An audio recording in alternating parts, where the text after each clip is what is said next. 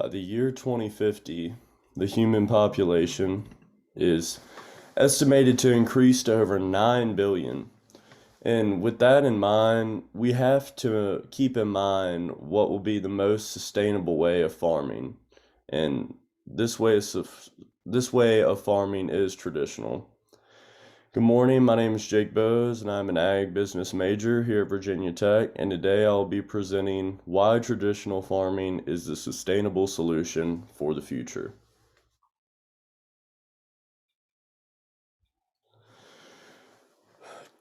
I want you to practice traditional farming because it's the most sustainable for the future, and it is more effective versus organic farming. And it's more effective than organic farming for three major aspects. And these three major aspects are through general costs, land use efficiency, and yield and production, which all make traditional a lot more beneficial than organic in the long run. And I have firsthand experience in this field because back at home, I've been farming for about 10 years and we harvest five crops every year and we've always done it traditionally. So, like seeing in this picture, we do a lot of spraying. I've done a lot of mixing of chemicals to get everything right, and I have been doing it for a while now, and I've had a long time to really take this in with all the positive aspects and to figure out which one is the most effective. All right, for the first one. First one, we're going to look at general cost, and you should want to minimize your general costs, but max out on your production and your other beneficial cost. And what makes traditional farming so much more effective in this aspect than organic is because of the just general low cost. I mean, when you're looking at the equipment and everything else, your chemicals that you have to input into harvesting crops traditionally, the costs are a lot generally lower, and this does make that more effective, in more ways than one.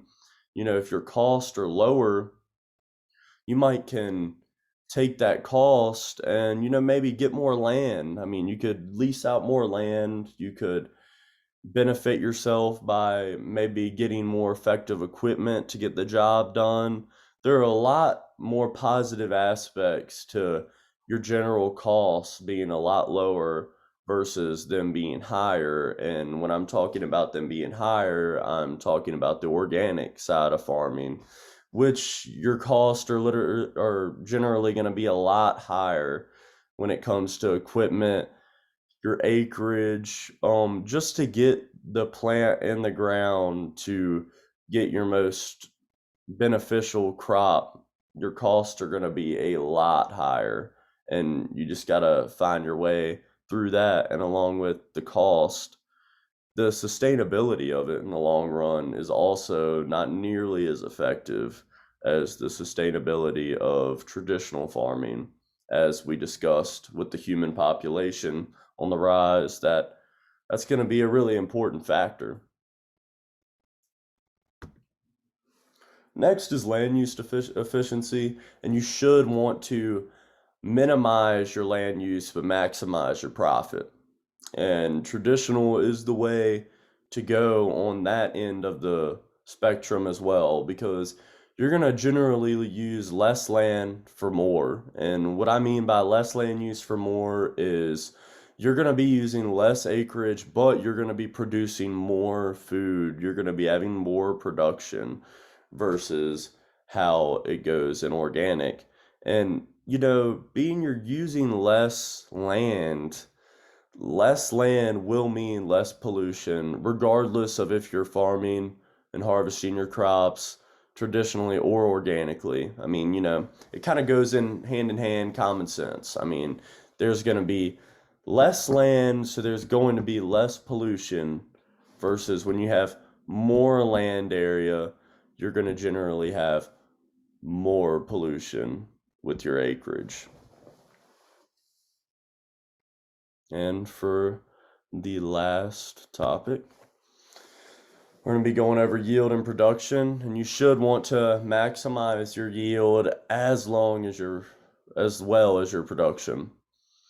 And when you look at traditional farming, your your yields are always higher. Like historically, the land use and the yields are higher in traditional. And what I mean by more food production equals less money, I mean the more food that is produced when you get it, in store side, your stores are going to be selling it for cheaper. So, there's a lot of benefits in that as well because if you're producing that much mass of land with your food, there's going to be a lot less money. And organic, not only is the cost of your product going to be more in the store, you're also going to get less of it in general. So when you're starting to put all this together, not only are you going to use more land, pay more money to get everything in the ground, but you're also going to get less, lower yields, and it's going to cost more to get it done.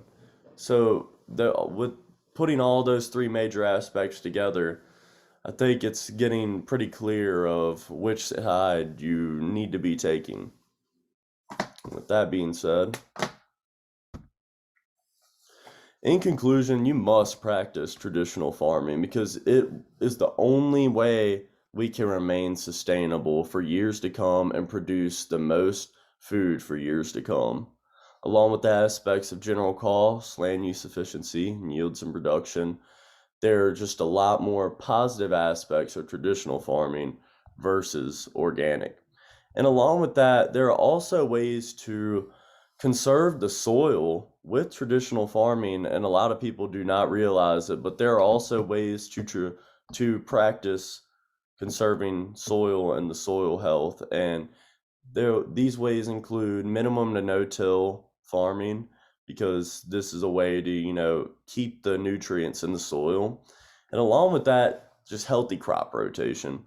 Healthy crop rotation is vital because you don't need to be planting the same crop year after year in the same field.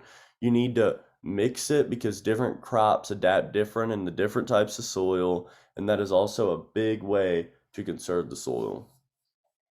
Thank you for your time, and everyone have a great rest of your day.